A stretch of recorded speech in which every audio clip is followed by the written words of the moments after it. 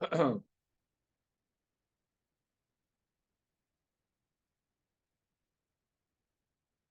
morning. With the help of Hashem, we are learning Yerushalmi Brachas Perek Sheni Halacha Ches. In the Ois V'Hadar edition, we are up to Daf Lamed.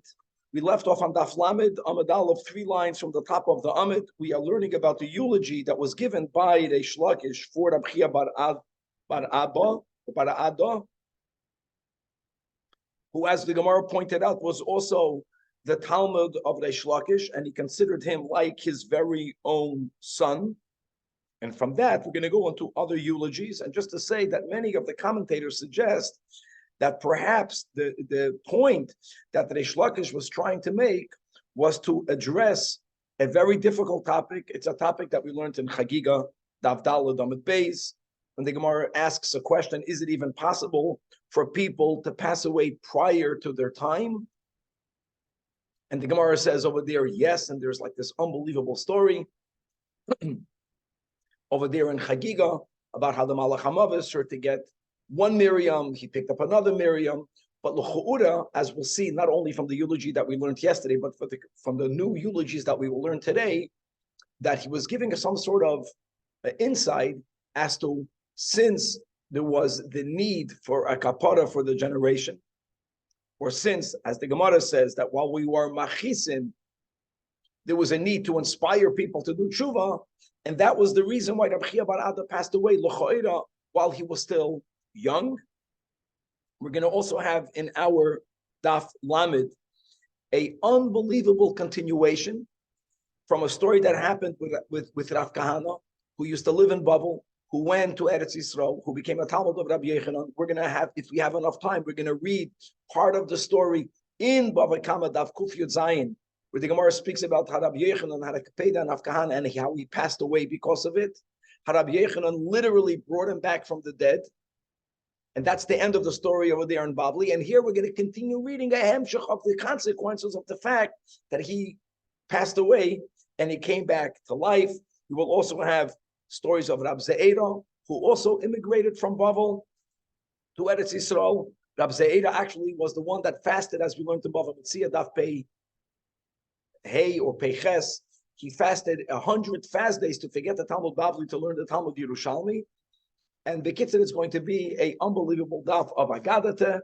We are dedicating this class for the immediate release of all of our hostages and for the tremendous atzlacha of the IDF, and that God should give in the minds of those who are now leading the Jewish people the seichel, the intelligence to do what is needed for the protection of our people. Amen. Okay, so we have the word dolma. We already had this word a few times. I know that we learned before the Charedim says dolma means itmar. Just to also know that dolma, the Pnei Moshe says, means maisa.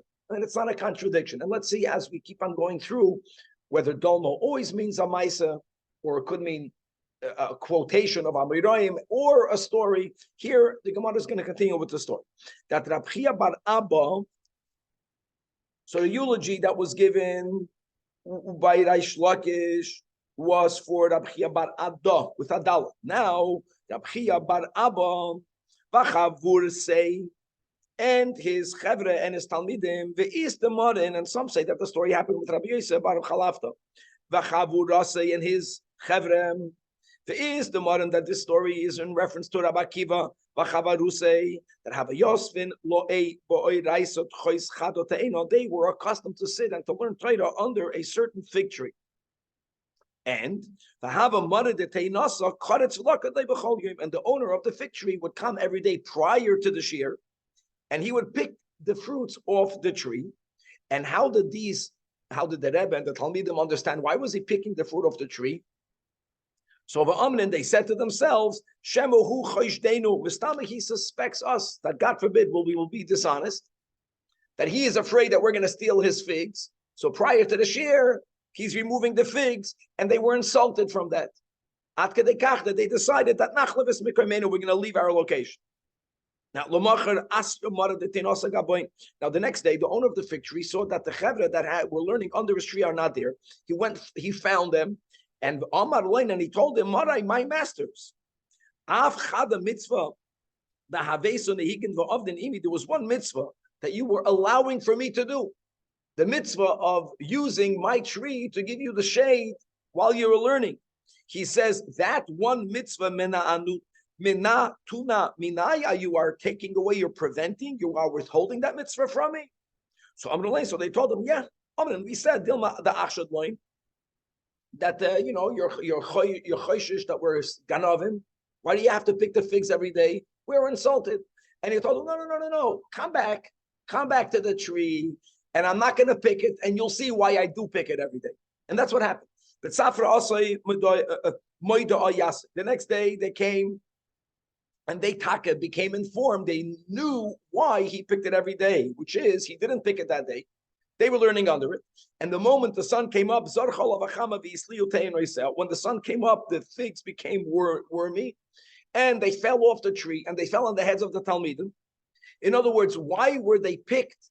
Because if I cared, it was for their betterment. He wanted to make sure he knew the figs. He knew that if he won't pick those figs, they're gonna create a nuisance for the Talmidim.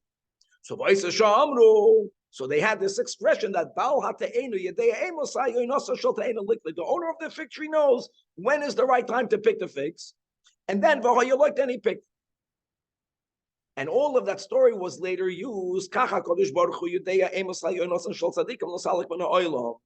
that God Almighty knows. Now here the fig is a mashal to a tzaddik. And there are times that a tzaddik is at his pinnacle of tzidkis. And if God will give this tzaddik more life, then he, God forbid, might go down from his level.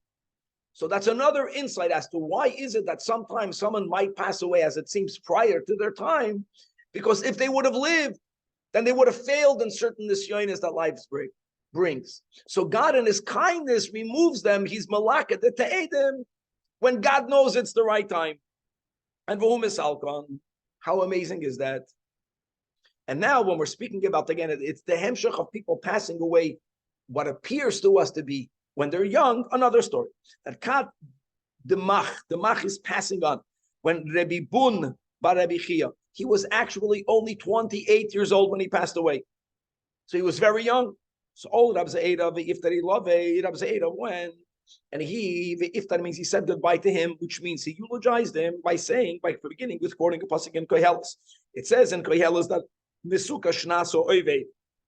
Sweet, Shnas literally means the sleep, Shina, Oived of a laborer.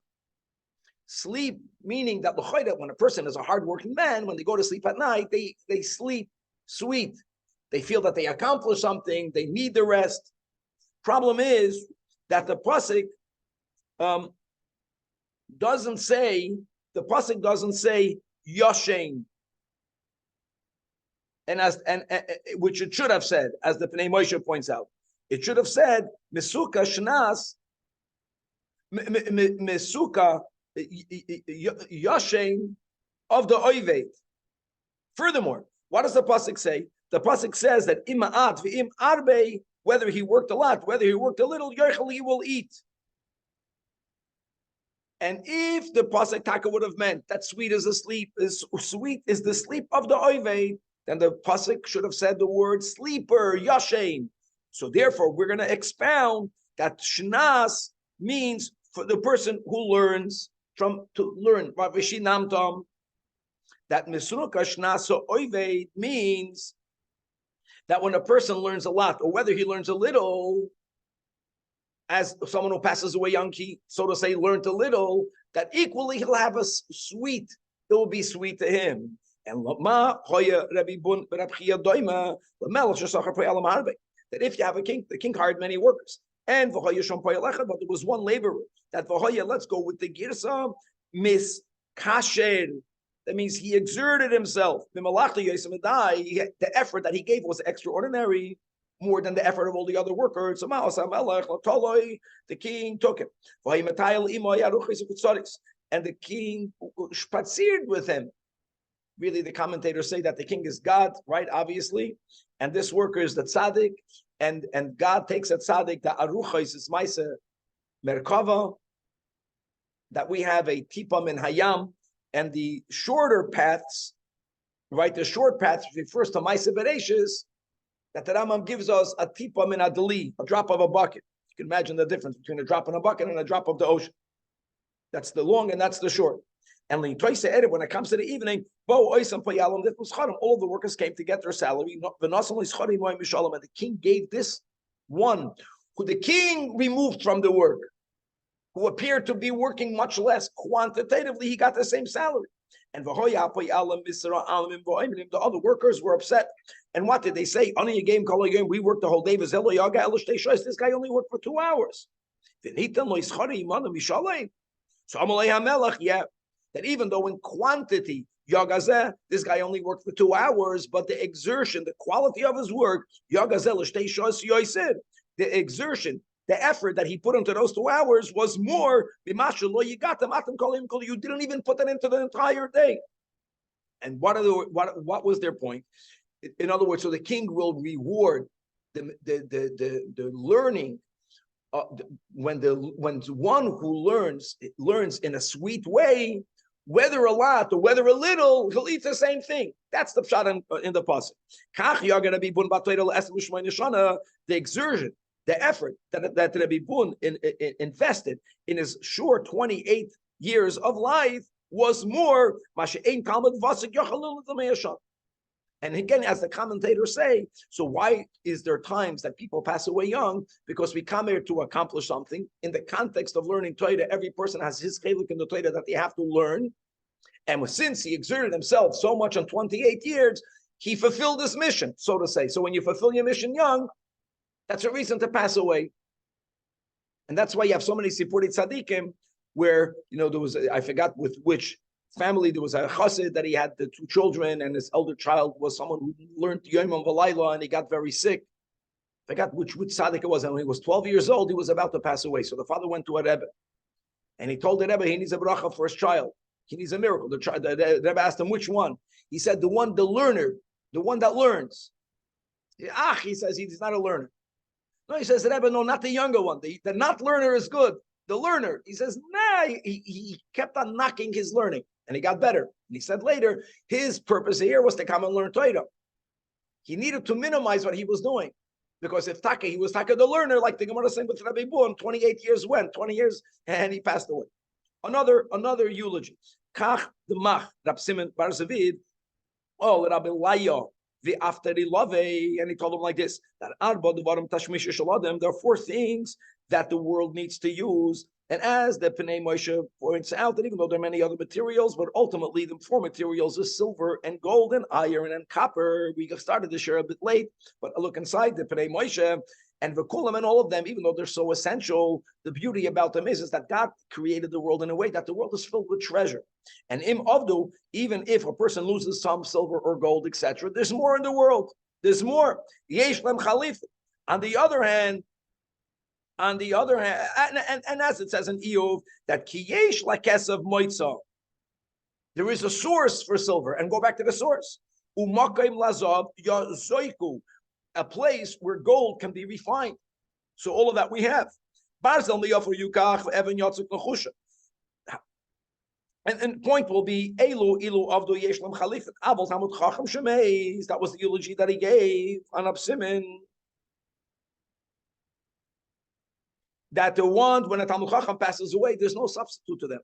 Mi mevelanu chalifasai, mi mevelanu tumurasai, and that's the hemshach of the Erev v'hachachma ma'ayin timatze ve'ezem hakambina, and v'nelma ein beinei kol choy. That's the tsar of the passing of a tzaddik. Amar Rab Levi, that mo imachi Yosef al shematzu mitzia yatsa, when they found something valuable, so what happened was, they went out of their minds, their hearts sank. As it says in Parshas Miketz, Vayetze libam. So, nu shovadnu Rab Simon Bar Zavid, Alachas kama v'kama, that what? That our hearts should sing. In other words, Simon, his name was Rab Simon. What does Simon mean? His name was a play on words. Simon is a matmoin. He was a treasure.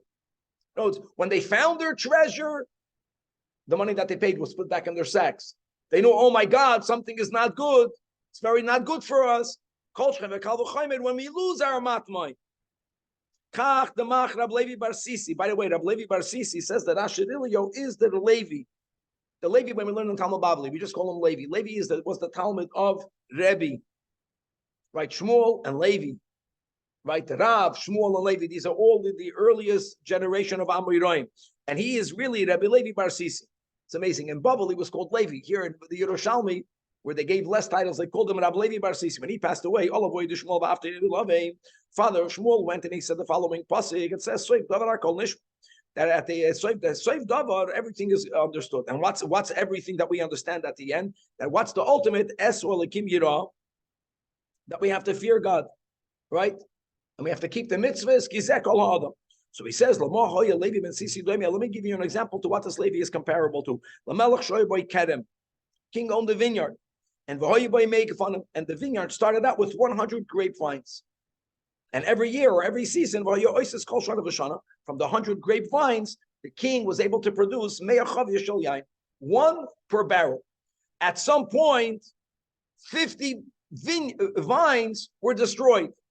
Now the king only has 50. What would you expect? He should only produce 50 barrels. Somehow, they extracted from the 50 the same 100 barrels. And then there was further damage to the vineyard. And at some point, there were only arboim. The beauty was that even though there was only 40, and still they managed to get from the 30 to the 100.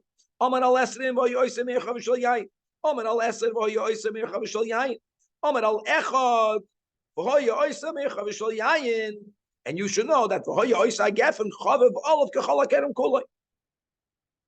in other words, it almost sounds like, that there's a certain amount of Torah and mitzvahs that has to happen. And whenever there is a Yeridas Hadoiras, some people think that tzaddik is lesser. The adarab, that the lower the generation, the greater the tzaddik. Because God is getting his 100 barrels. How great is that? So he says, Ka choy Rab Levi, Bar Sisi, Chovev Lefnei HaKadosh Baruch Hu, Kechol Adam. And that's the meaning over there in the pasuk, Kizeh Kol HaAdam. That when you have a person that understands that everything is about Es Olehim Yirah, Ve'es Mitzvahs of Shemoyer, that Kizeh Kechol Adam. That was the eulogy that they gave for the great Amoida Levi, or as he's called here, Rab Levi ben Sisi. I know that it's late, but the only way to appreciate the Gemara now, I'm taking out a Bava Kama, and for those who have, I'm going to Daf Kuf Yud Zayin. These are one of the unbelievable stories that we have over there. There were certain Amoraim that went from Babel to Eretz Yisrael. Why did they go? The Gemara, I'm going to skip a part because of the time, that Rav Kahana in Yerushalmi is called Kahana because he got there very young and he ultimately went back. So he was young, so he was called Kahana. In the Babli, he's called Rav Kahana. Rav Kahana was so great, as we'll see, that Rabbi Yochanan ultimately acknowledged that Rav Kahana is greater than him, than Rabbi Yochanan. Rav Kahana heard how one Jew said that he is going to inform another Jew to the government in Bavel, which means he was Masur. I'm going to call the government official on you. That's something for which someone should be killed by Jewish law, and Rav Kahana killed him. A Masur has to be killed. When there was a change of government in Bavel, the Persians were on the top. At some point, the Greeks got involved in government. They were going to go get Rav Kahana and kill him. No, it's by the fact that he killed the Masur. Thank God, now Rav Kahana's life was in danger. And there was one part of that story that his teacher, that Rav, did not like. Unfortunately, there's not enough time. So Rav told him two things. You should go to Eretz Yisrael to run away from the government in Bavel. And also as a punishment for something that he felt that Rav Kahana did, Lefi Madrigos, it was not okay, you go there and as a tikkun, for 7 years, you keep your mouth shut. Because he was the greatest scholar. Imagine going to a shir and not asking a question. And I'm going to start reading now the Gemara over there. Until now, over there where we lived in Bavel, who was in charge of the Persians? They didn't care that much that one Jew killed the other.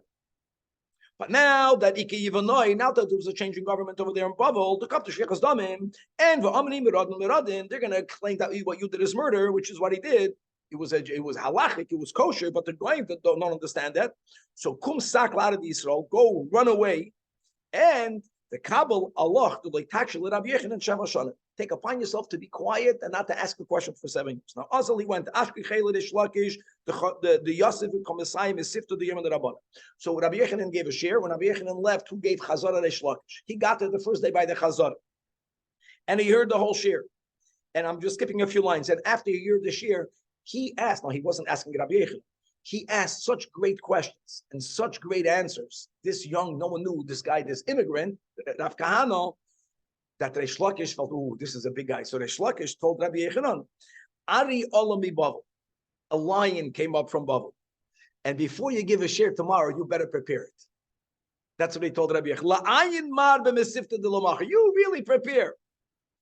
Because this Rav Kahana is going to refute you if you're going to make one little mistake. So Rabbi Yechanan came prepared.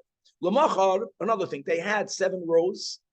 The greater you were, the closer you sat. Even though he was very young, after such a compliment from Reish Lakish, Rabbi Yechanan put him in the front row. V'dara kama de Rabbi Yechanan. Amar Shemaitza, Rabbi Yechanan gave a class, and he didn't open his mouth, right? V'lei akshay. Shemaitza v'lei akshay. Every time a shir came and went, and he didn't ask a question, Rabbi Yechanan put him back a row. Until he was in the back row. And then Rabbi Yechanan tells Reish Lakish when Rav Kahana was in the room, Ari shomarta nasa shul, the lion became a fox. Omar Rabbi Yechanan said to himself, I was told by my teacher Rav, as a kapara, 7 years of silence. The 7 rows that I was demoted, and such a statement is the tsar of 7 years. I went through my punishment. He told himself, and now every time Rabbi Yechanan gave a class, he got involved. And every time he asked a question, they put him closer. Ultimately, the Gemara says that Rabbi Yechanan sat on 7 rugs. After he put him in the front row, every time he asked a question and Rabbi Yechanan didn't know the answer, he removed the rug from himself. Until Rabbi Yechanan was sitting on the ground. Now they're both sitting on the ground. Now the Gemara says that Rabbi Yechanan Gavro Sobahava, he was an elderly man, his eyebrows were very long. We had this also throughout the generation. The last time we had this was by the Belzerov. He had big eyebrows, and he couldn't see, and he didn't want to see. But after he was sitting on the ground, he wanted to look at Rav Kahana. So Amar Lohu, he told his Talmudim, Deluli Einai. So one of his Talmudim had the silver eye applicator. The Gemara speaks about it a few times. And at the few times he wanted to look at anything, he told him to lift up his eyebrows. And this is what happened, tragedy. Rav Kahana had a physical wound in his mouth. And because of that, when you looked at him, it looked like he was smirking. He had a fixed smirk on his face because his lips were split.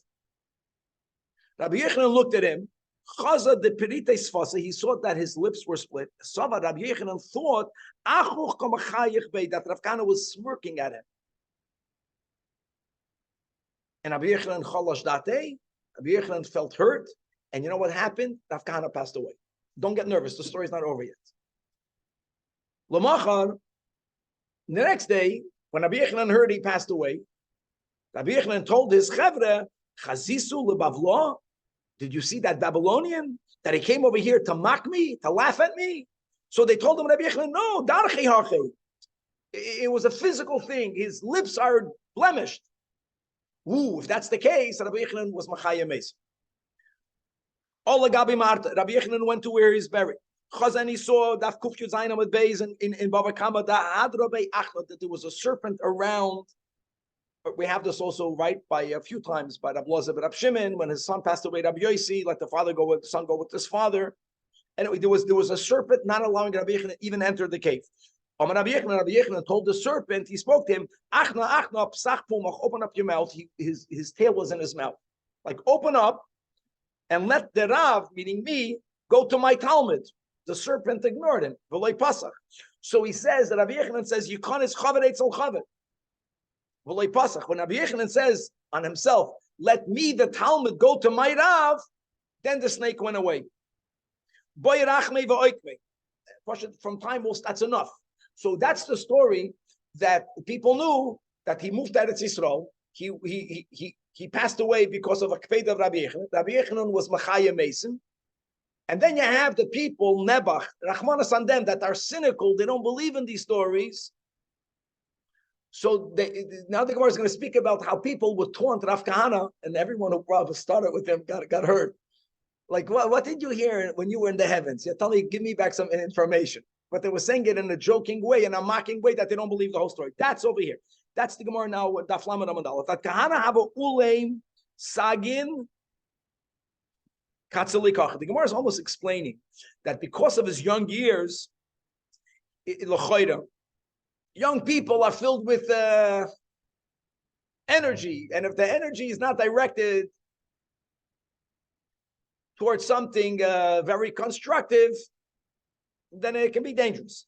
So Chamsei Chad Bar Pachin, a certain person who was a Bar Pachin was a base person, a cynic, and turning to the Aflaman of his base. And Omar Lei, and this person who met Kahana, Rav Kahana, but again, we call him Rav Kahana, and Yerushalmi is called Kahana, Ma Kala B'Shemaya, you what's new in the heaven?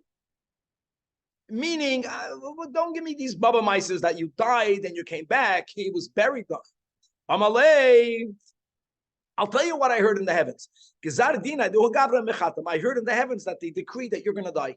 Now, the truth is, they never made such a decree. But just like, that's, the nature of a young person. You're mocking me. You're making a cynical comment. I'm making back a cynical comment. But now we know that Bris Krusalis Fasayim, that God made a covenant with lips, especially of great people, that what they say has to happen. So because he made that statement, V'chein havas like that is what caused that this person died.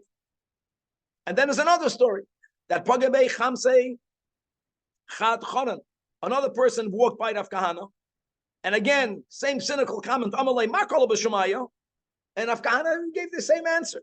Amalei Gzardinai Dahugabra, I heard in the heavens that they spoke about you and they decreed that they sealed your fate, that you're going to die. V'chein havas like. Rav Kahana takes a look at himself and he says, oh my God, I immigrated over here and Gebakok, I'm killing people. So over there in Babel, he killed a Masur. That's good. Here, it was a bit exaggerated. Okay, so the person is a cynic. So he said to himself, Masilekis, why did I come here? Miske, to have schusim. I came here to run away from the government. I came here to have merits. I came here to do good. But what's happening? Va'ano, echtei, I'm doing sinning. Masalekes, why did I come up here? Lemiktele b'nei out of the Yisrael to kill the Yidden that live in Eretz Yisrael. Nezel v'nechos li min hon. This lake is I have to go back down. He killed a Musser, and maybe the government in Babel is going to put him in jail or kill him. So be it. Now there's another issue. When you live in a place and you want to leave, you have to get permission from your Rebbe. Rabbi Yochanan was the Rebbe. But you see, he was a scholar. So the normal way is you go over to your Rebbe and you ask your Rebbe, listen here, this is what happened. I feel that it was a mistake to come here. Give me permission to go back down. He didn't say that.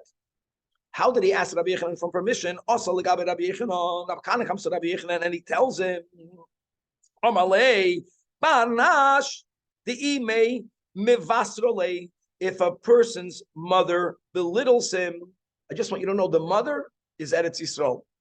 The father's wife, the stepmother, in this analogy is Bavel. Someone's mother belittles him. But but his stepmother, his father's new wife, Moikrele is honoring him. Where should I live? Where do you live? Lo'on Yezale. No, on one hand, you have to keep the aim. But on the other hand, if a person is with his mother and the mother is belittling him, and you ultimately you disrespect her back, so you're not accomplishing anything. So Amalei, Rabbi Yochanan Taka says, go live in the place where you're being honored. People should live in a setting where they're being lifted up. I keep a name, go live where you're being lifted up. For him, that was the question, that was the answer. Rabbi Yochanan didn't chap that this was just a mashal. So Nachas Lei Kahanim and Hadaslik, Rabbi Yochanan went back down from where he came up. He went back to above. And now, the next day by the shir, Rav Kahana is not there. So also, Amr and Rabbi Yochanan, they notified Rabbi Yochanan that on the Chis Kahana Bavel, that Kahana went back down to Bavel. So Amr Rabbi Yochanan says, so what type of person is he? How can he go without getting permission? Now, the last time Rabbi Yochanan had a kpeda, people are dying. So Amr and Lei, so they told Rabbi Yochanan, what are you talking about? He did ask you for permission. Ahi milsa da amalach. That which he asked you, That's the way he asked you to shus. And he was okay with that. And let's see, we can I know that Rabbi Blan was rushing, but we got to learn a little bit more. Now, just like Rav Kahana went up, Rav Zeira, like I mentioned, Bava Mitzia Peches. Rav Zeira was the Amoira that not only went up, but he fasted the 100 fast days to forget Talmud Bavli. He also got up there. And here we have other stories, how the residents of Eretz Yisrael, there was like a challenge. Like when you immigrate to Israel, sometimes the locals and the immigrant, they clash. Rab Zera Katzolik, when Rab Zera moved here, Azol Akizdam, he went to let blood. That was the normal thing that you do. You let blood, and also the Gemara tells us that when you let blood, prior to doing so, you should eat a lot of meat. You should get koyach. Also, he went to buy a liter weight of meat. That's a lot of wheat from a butcher. Amalei. And Abzeda asked the butcher, how much does it cost? That person, so this immigrant, he's buying this tremendous amount of meat. So Amalei told him the price is bechamshin money, 50 dinarim, and one kanak, and one lash. He was just joking around that here you have to pay the price 50, and you have to submit yourself to get one kanak. Amalei Abzir says, you know what? I have a good idea. Instead of me giving you 50, I don't want to get beaten. I'll give you 60. And you'll be moichel the lash. Savloch shitin. I'll give you 60. But don't beat me. But the butcher said, no. You're getting a lash. I'll give you 70. Savli shmoinim, savli tishim, adamotameim. When he offered him 100 and the guy is not accepting the 100, that means once you offer double and the guy doesn't accept it, he gave up with offering more. So Amalei, he had no option of this. Okay, he says, "What should I have to bloodlet?" He needed that for medicinal purposes. If the only price is giving you money and me getting a knack, so he gave him the 50. Avid kimenagach, and the guy Taka gave him. He took the 50, made a sale. He made money and he beat him. Gave him one lash. The room when Abzeda went down to the Sadiol at night, the Abzeda told to the Chevra that Rabbanan, ma bish min hagadach, what kind of bad custom is this? What do you mean? People go, they have to buy a lot of meat and they have to get a lash for that? What kind of minhag, what kind of minhagim do you have here? But no one can buy that amount of meat. Maybe when people are so magushin, when you buy a little steak, when you go to the butcher and you buy a whole zeitel, this grabayung, this, take a beating. But what kind of minhag is that? Amrulain, they never heard of such a minhag. So they told Rab Zera, Umahu Dain, what are you talking about? There's no such a thing. Amrulain, Rab Zera says, listen, Pulan Tabacha, that's what happened with that butcher. So Shalchon, they sent a delegation, and Boye, Maitise, and they wanted to bring him to the base to punish him for what he did to Rab Zera.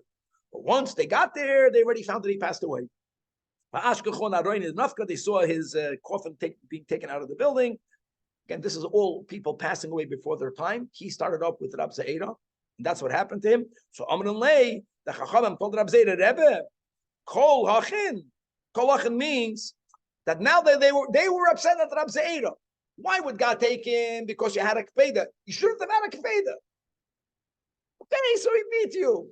You should be so angry that God should stand up and take his life. So Amaloim, so Rab Zeira responded, V'yesei alai. It should be coming on me if I had anger on him. I did not have anger on him. Loving. Because I actually thought that that's your minhag over here. I was makabelit. He passed away, not because of my anger. He passed away because he did something wrong. God punished him. Again, another reason why people pass away before their time. And here indeed, we'll stop over here and to be continued. Wow.